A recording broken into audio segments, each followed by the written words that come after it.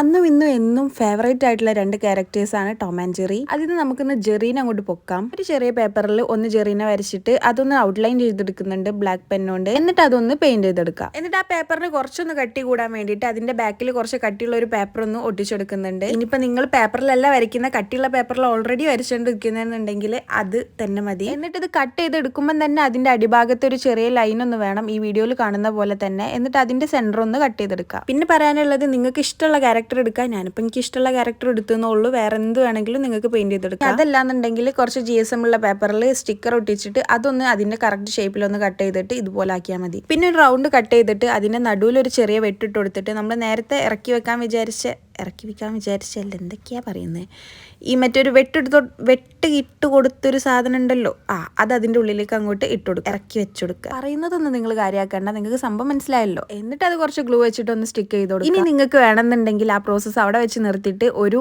Desk decker ആയിട്ട് അത് use ചെയ്യാം. ഇനി അതല്ല ടു ഡു ലിസ്റ്റ് അതേമാതിരി വേറെ എന്തെങ്കിലും അതിന്റെ മേലെ വെക്കണം എന്നുണ്ടെങ്കിൽ, ഒരു യൂസ്ഫുൾ ആവണം എന്നുണ്ടെങ്കിൽ ഇതുപോലെ ഒരു പിൻ അതിന്റെ ബാക്കിലൊന്ന് സെലോ ടോപ്പ് അങ്ങനെ എന്തെങ്കിലും വെച്ചിട്ട് അതൊന്ന് ഒട്ടിച്ചിട്ട് അതിന്റെ മേലെ ഇതൊന്നും അങ്ങോട്ട് വെച്ച് കൊടുക്കാം. അപ്പോൾ മനസ്സിലായല്ലോ. അപ്പോൾ അത്രയേ ഉള്ളൂ. വീഡിയോ ഇഷ്ടമാവണേ ലൈക്കും സബ്സ്ക്രൈബും മറക്കണ്ട.